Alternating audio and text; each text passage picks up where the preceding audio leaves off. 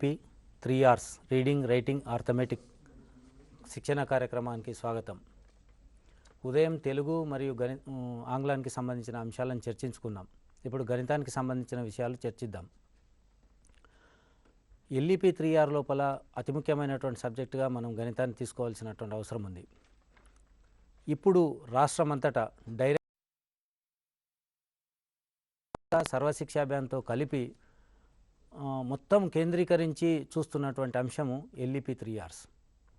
కాబట్టి ఉపాధ్యాయ లోకమంతా ఈ 33 రోజుల కార్యక్రమము చాలా సీరియస్గా భావించి పాఠశాల తరగతి గదిలో అమలుపరచవలసినటువంటి అంశాలను అమలుపరిచి విద్యార్థులందరూ చదవడము, రాయడము, సాధారణ చతుర్విధ ప్రక్రియలు నిర్వహించేటట్లు చేయాల్సినటువంటి బాధ్యతను సవాలుగా తీసుకొని సాధించవలసి ఉంది.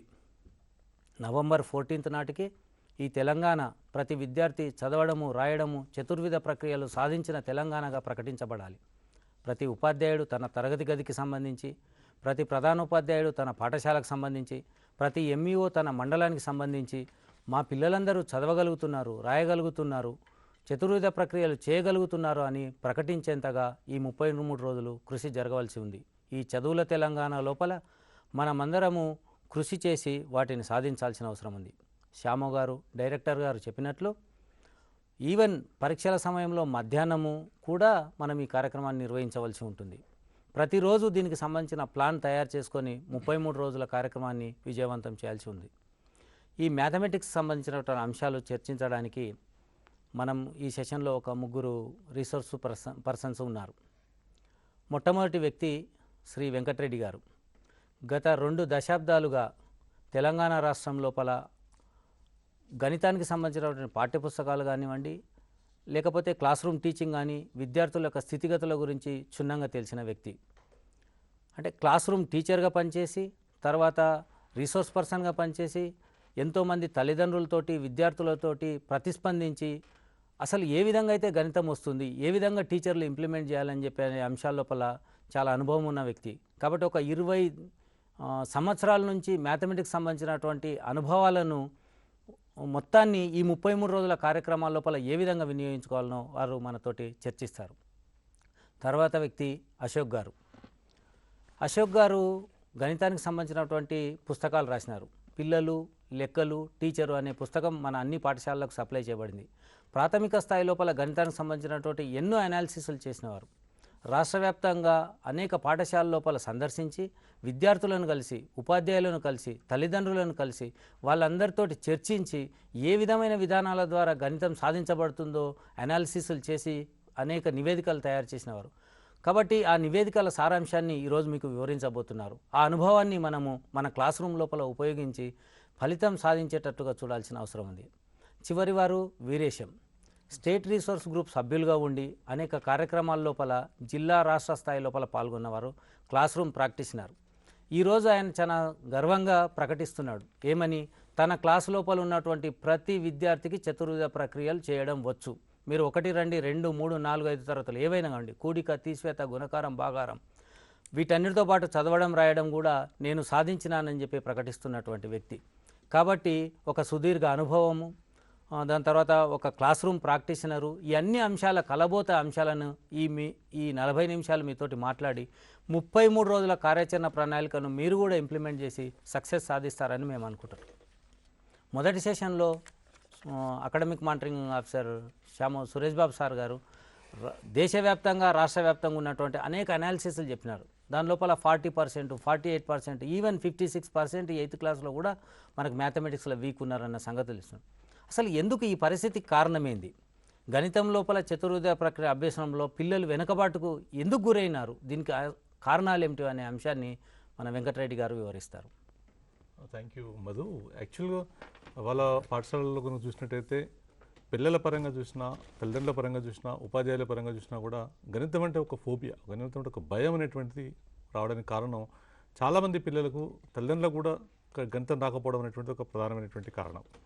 దీనికి కారణం యాక్చువల్గా పిల్లలు బడిలోకి వచ్చేటప్పటికే, పాఠశాలలోకి పిల్లలు వచ్చేటప్పటికే వాళ్ళు నిజ జీవితంలో ఎన్నో గణిత ప్రక్రియలను వినియోగిస్తూనే ఉన్నారు, నేర్చుకుంటూనే ఉన్నారు. కాకపోతే అది గణిత ప్రక్రియ అనే విషయం మాత్రం వాళ్ళకి తెలియదు. వాళ్ళు పాఠశాలకు వచ్చిన తర్వాత వచ్చేటువంటి ఒక అంశం చూసినట్టయితే ఆ గణిత పదజాలానికి సంబంధించిన ఒక భాష ఏదైతే ఉందో ఆ భాషకు సంబంధం లేదు. అక్కడ సంకలనము, వ్యవకలనము, కూడిక, తీసివేత అనే పదజాలం ఉపయోగిస్తున్నాం తరగతి గదిలోకి వచ్చేప్పటికి. కానీ నిజ జీవితంలో అలాంటి పదాలు ఎక్కడ కూడా వాడు ఉపయోగించాడు. అంటే రియల్ లైఫ్లో ఎక్స్పీరియన్స్ ఉన్నప్పటికీ, కాన్సెప్ట్ తెలిసినప్పటికీ కూడా దాని తరగతి గదిలోకి వచ్చేవరకు ఆ భాష అనేటువంటిది లేకపోవడం వల్ల భాషాంతరంతో కూడా పిల్లలకు ఆ కాన్సెప్ట్ తెలిసి కూడా వాడలేనటువంటి ఒక పరిస్థితి ఏర్పడుతుంది. దానికి మనం ఎక్కడ కూడా లోకల్ భాషకి మనం ప్రాధాన్యత ఇస్తూ రియల్ లైఫ్ సిచ్యువేషన్లో ఎక్స్పీరియన్సెస్ మనం తీసుకుని చెప్పకపోవడం అనేటువంటిది, నీకు తెలిసిన దాన్నే ఇక్కడ మనం ఈ రూపంలోకి తీసుకొస్తున్నాం అనేటువంటి రాత రూపంలోకి తీసుకురావడానికి కొత్త పదజాలాన్ని రెండు కూడా ఇంట్రడ్యూస్ చేసి చెప్పకపోవడం అనేటువంటిది ప్రధానమైనటువంటి అంశంగా కనిపిస్తుంది. తర్వాత గణితం అనేటువంటి చాలా అంశాలు కూడా అమూర్తమైనటువంటి అంశాలు ఉంటాయి. ఈ అమూర్త విషయాలకు సంబంధించినటువంటి వాటిని బోధించే క్రమం లోపల మూర్త విషయాలను ఒక మెటీరియల్ ఉపయోగించి కానివ్వండి, ఒక ఎక్స్పీరియన్స్ ఉపయోగించి కానివ్వండి, చిన్న చిన్న పరికరాలు ఉపయోగించుకొని కానివ్వండి, పరిసరాల్లో ఉండేటువంటి సామగ్రిని ఉపయోగించి కానీ చెప్పకపోవడం అనేటువంటిది నిజ జీవిత సన్నివేశాలను కూడా ఇక్కడ తీసుకొచ్చి చెప్పకపోవడం వల్ల కూడా దాన్ని లింక్ చేసుకోవడానికి అవకాశం లేకపోవడం వల్ల పిల్లలు తెలిసిన కాన్సెప్ట్స్ కూడా తెలియని పరిస్థితులు ఉండేటువంటి పరిస్థితి మనకు కనిపిస్తుంది. చాలామంది పిల్లలకి కుడికలు తెలుసు, తీసివేతలు తెలుసు, గుణకారాలు తెలుసు, భాగారాలు తెలుసు, భిన్నాలు కూడా తెలుసు. ఇంట్లో పంచుకునేటువంటి సందర్భాల్లో ఎన్నో సందర్భాల్లో వాళ్ళు ఏది ఎక్కువగా ఉంది, ఏది తక్కువగా ఉంది అనేటువంటి విషయం చూస్తున్నారు. కానీ తరగతి గదిలోకి వచ్చిన తర్వాత వాళ్ళు ఇబ్బంది పడడానికి కారణం భాష అనేటువంటిది ఒకటి, ఆ ప్రధానంగా భాష అంతరం తొలగించేటువంటి ప్రయత్నం ఒకటి జరగకపోవడం. రెండవ అంశం ఏంటంటే గణితం అనేటువంటిది ఒక ప్రక్రియ అన్నీ కూడా ఎట్లుంటాయంటే ఒకదాని మీద ఆధారపడి ఉంటుంది. సంఖ్యాభావన వస్తేనే వాటికి కూడికలు చేయడానికి అవకాశం ఉంటుంది. కూడికలకు తీసివేతలకు సంబంధం ఉంటుంది, కూడికలకు గుణకారానికి సంబంధం ఉంటుంది, తీసివేతలకు భాగారానికి సంబంధం ఉంటుంది, గుణకారానికి భాగారానికి సంబంధం ఉంటుంది. అంటే ఒక ప్రక్రియ రాకపోతే తర్వాత ప్రక్రియ వచ్చేటువంటి ఒక పరిస్థితి మనకు ఉండదు. కాబట్టి ఒకదాని మీద ఒకటి ఆధారపడి ఉంటుంది. కాబట్టి ఒక క్రమం లోపల మనం బోధించేటువంటి ఒక పద్ధతి పని చేయాల్సిన అవసరం ఉంది.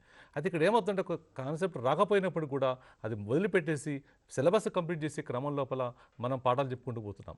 కూడికలు రాని వాడికి గుణకారం చెప్తే అది అర్థం లేనటువంటి పని, తీసివేత రాని వాడికి గుణకారాలు రాని వాడికి నువ్వు కనుక భాగారాలు చెప్తే వాడికి అర్థం లేనటువంటి పని. అంటే ఇది ఎక్కడైతే పిల్లలు రాలేదో ఆ రాలేదాన్ని తీసుకుని పోయేటువంటి ఒక ప్రయత్నం చేయకపోవడం అనేటువంటిది, ఆ క్రమాన్ని మనం పాటించకపోవడం అనేటువంటిది, పిల్లల యొక్క స్థితిగతులు తెలుసుకోకపోవడం అనేటువంటిది ఒక ప్రధానమైనటువంటి ఒక లోపంగా మనం భావించవచ్చు. 8వ తరగతి వాడికి మీరు 10వ తరగతి వెళ్ళినా కూడా వాడికి సమితులు కానివ్వండి, త్రికోణమితి కానీ ఇవి చెప్పిన సందర్భంలో కూడికలు లేని వాడిని తీసుకుపోయి చెప్తే వానికి ఏమీ అర్థం కూడా కానటువంటి పరిస్థితి మనం ఈరోజు చూస్తున్నాం. కాబట్టి పిల్లలకి ఎక్కడ వెనుకబడి ఉన్నారు, ఏ కాన్సెప్ట్ వెనుకబడి ఉన్నారని గుర్తించి దాన్ని మనం ఇంతకుముందు చెప్పుకునే వాళ్ళం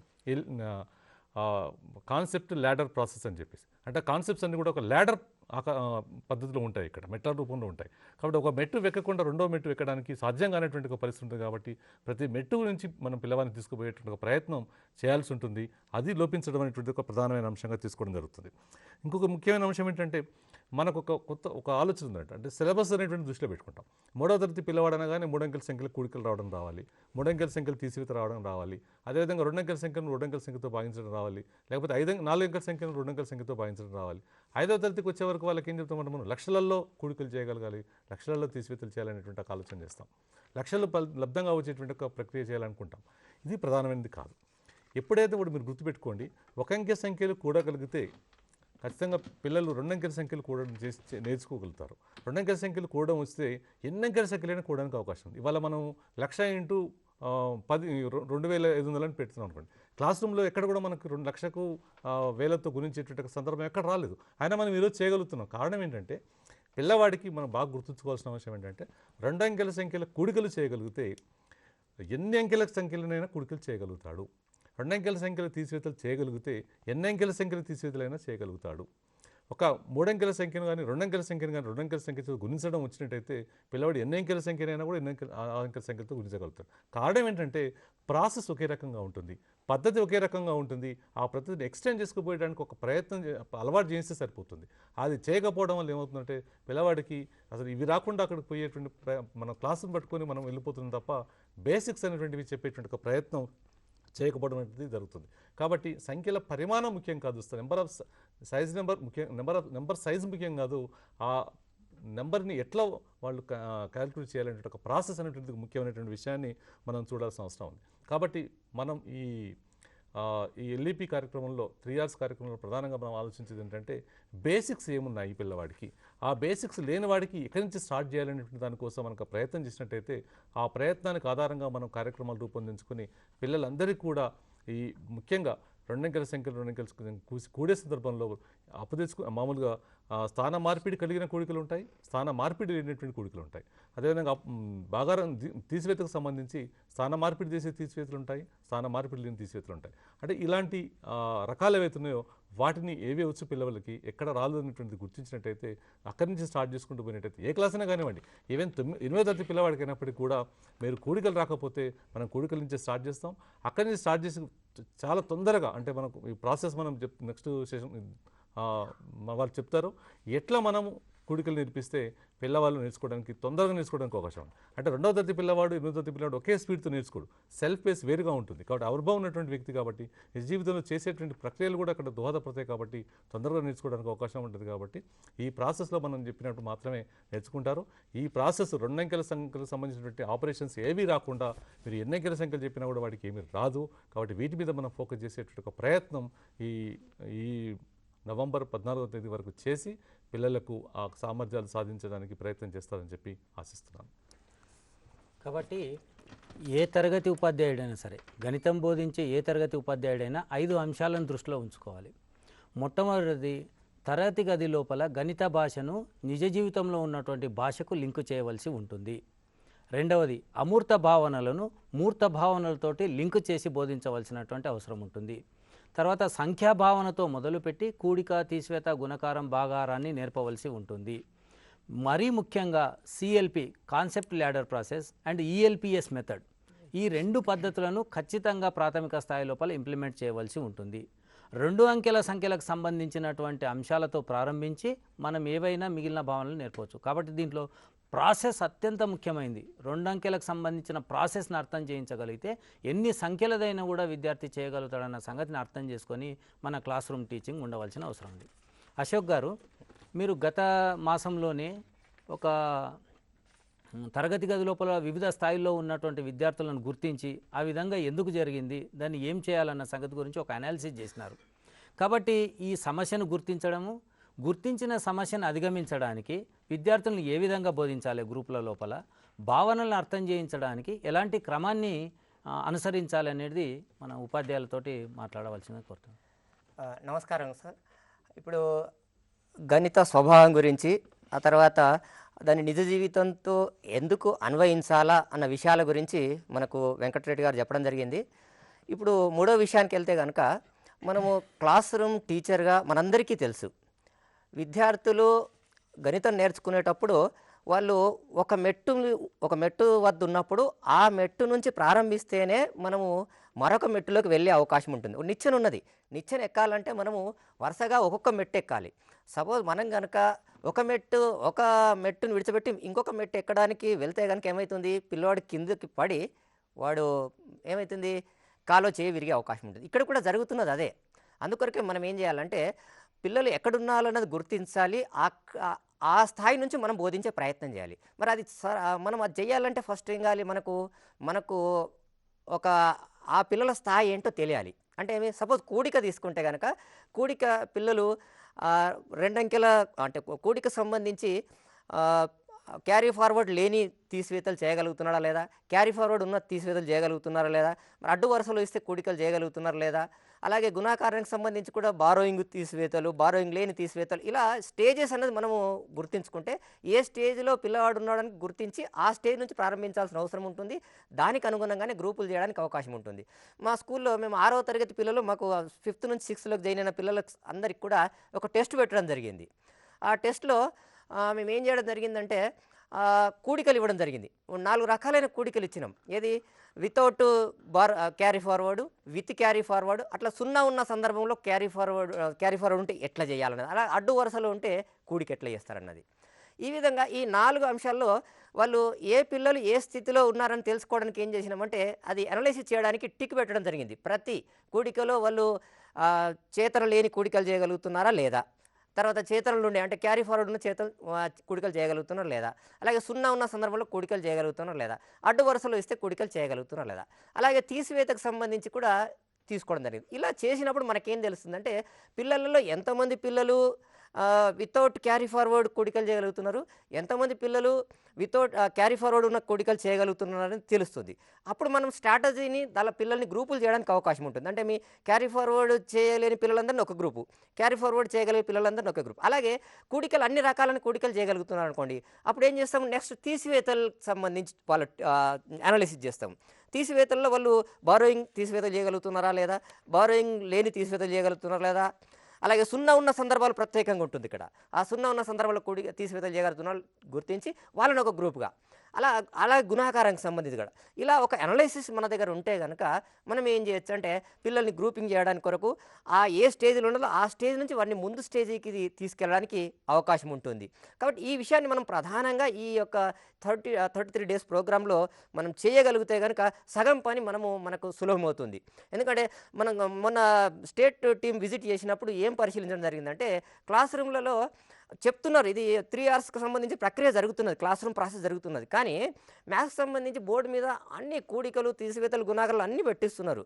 ఎవరికి ఏ పిల్లవానికి ఏది అవసరము అన్నది తెలుసుకోకుండానే అది జరుగుతున్నది. అంటే మనం పుండు ఎక్కడున్నదో మందు అక్కడ రాస్తేనే దానికి పరిష్కారం లభిస్తుంది. కానీ పుండు ఎక్కడున్నదో తెలుసుకోకుండా మందు రాస్తే అది పరిష్కారం లభించే అవకాశం లేదు. ఇక ఇంకో విషయానికి వస్తే ఇక్కడ ఇంకొక పరిష్కారం మనం ఇక్కడ చూసుకోవాలి. ఏంటంటే మనం మామూలుగా ఏం జరిగిందంటే, మేము మొన్న స్టేట్ టీం విజిట్ చేసినప్పుడు చూస్తే 6-7 తరగతుల పిల్లలకు 5 అంకెల 6 అంకెల కూడికలు తీసివేతలు గుణాకారాలు పెట్టిస్తున్నారు. అరే మరి అది అవసరం అన్నది ఒకసారి మనం ఆలోచించాలి. దీనికి మనము నిజ జీవిత సన్నివేశాన్ని మనం కనుక చూస్తే కనుక, ఇప్పుడు మనం చూస్తాం, ఒక పిల్లలకు ఈత నేర్పాలనుకోండి, 10 సంవత్సరాల పిల్లవానికి ఈత నేర్పాలా, 40 సంవత్సరాల పెద్ద ఆయనకు ఈత నేర్పాలా అనుకున్నప్పుడు, మనం 10 సంవత్సరాల పిల్లాడు చిన్నగా ఉన్నాడని కొన్ని నీళ్ళలో అలా ఒక చిన్న కాలువలో ఈత నేర్పడం కానీ, 40 సంవత్సరాల వయసు ఉన్నదని చెరువులో లేకపోతే ఒక సముద్రంలో పోయి ఈత నేర్పం. ఎక్కడ నేర్పుతాము? ఈ ఇద్దరికి కూడా కొన్ని నీళ్ళున్న చోటనే నేర్పుతాం. ఎందుకంటే కొన్ని నీళ్ళున్న చోట ఈత నేర్పిన తర్వాతనే ఆయన నదిలో ఈదగలుగుతాడు, చెరువులో ఈదగలుగుతాడు, సముద్రంలో ఈదగలుగుతాడు. ఇక్కడ కూడా ఇదే, మనం ఏం చేయాలా, చిన్న సంఖ్యలు చేయగలిగితే ఆటోమేటిక్గా ఆ ప్రాసెస్ని ఉపయోగించుకొని ఆ పెద్ద సంఖ్యలు కూడా నేర్చుకుంటాడు. ఇప్పుడు మనం మైకేల్ ఫెల్ప్స్ ఉన్నాడు, ఎవరు మనకు ఒలింపిక్స్లో 5-6 స్వర్ణాలు సాధించిండు. ఆయన నేరుగా వెళ్ళి